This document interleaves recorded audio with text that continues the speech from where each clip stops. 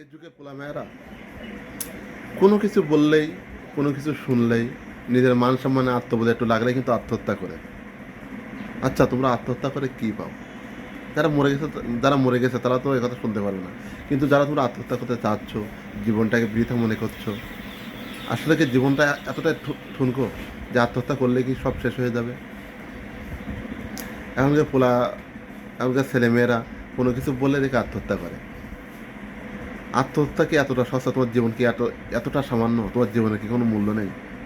তোমার কাছে হয়তো তোমার জীবনের মূল্য না থাকতে পারে। তোমার বাবা মা যে তোমাদের লালন পালন করেছে, কষ্ট করে জন্ম দিয়েছে, তাদের তাদের প্রতি কি তোমার ভালোবাসা নেই?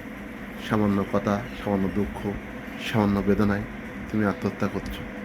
তুমি কি একবারও ভেবে দেখেছো তোমার বাবা মা, তোমার আত্মীয় স্বজন, পাড়া প্রতিবেশী তোমাকে কতটা মিস করবে? কোনো সমস্যা হলে তার কিন্তু সমাধান আছে।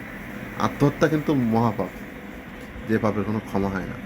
তুমি যেভাবে আত্মহত্যা করবে, তুমি যদি বিষকে আত্মহত্যা করো, তুমি সারা জীবন ওই দুর্যোগে বিষ খাইতে থাকবে। যদি তুমি গলায় দড়ি দিয়ে আত্মহত্যা করো, তুমি সারা জীবন ওই গলায় দড়ি দিতেই থাকবে দুর্যোগের ভিতরে। তুমি যদি ছুরি দিয়ে আত্মহত্যা করো, তো সারা জীবন কিন্তু তুমি ছুরিবিদ্ধ হতে থাকবে। আসলে আত্মহত্যাটা কিন্তু কোনো সমাধান নয়।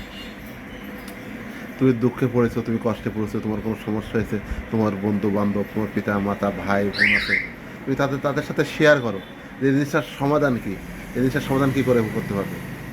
তুই চলার পথে তুমি বিভিন্ন জিনিসে তুমি একটা ঋণও হইতে পারো। অনেকে ঋণের বোঝা মাথায় নিয়ে আত্মহত্যা করে। তুমি ঋণের বোঝাটা মাথায় নিয়ে যে আত্মহত্যা করলে, তাতে কি তোমার ঋণ শোধ হয়ে যাবে? কখনো। ওই ঋণের যে বোঝা, ওটা কিন্তু তোমার মাথায় সারা জীবন থাকবে। তুমি মৃত্যুর পরেও ঋণের বোঝাটা কিন্তু থাকবে। এজন্য আত্মহত্যাকে না বলে যে কোনো জিনিস কোরআন হাদিসের আলোকে আসুন, সবার সাথে যোগাযোগ, মানে আলেম ওলামা হোক, পিতা মাতা, ভাই বোন, বন্ধু বান্ধব আছে। তুমি তো একটা মানুষ, তোমার কি মানে কেউ নাই? অবশ্যই কেউ না কেউ তোমার সাথে ভালো সম্পর্ক আছে। তোমার বন্ধু বান্ধব, তাদের সাথে সম্পর্ক সব কিছু শেয়ার করো। তুমি অবশ্যই একটা সমাধান খুঁজে পাবে। আত্মহত্যা কিন্তু কোনো সমাধান নয়।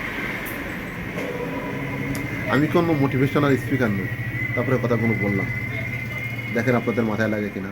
সবাই ভালো থাকবেন। আসসালামু আলাইকুম ওয়া রাহমাতুল্লাহি ওয়া বারাকাতুহু।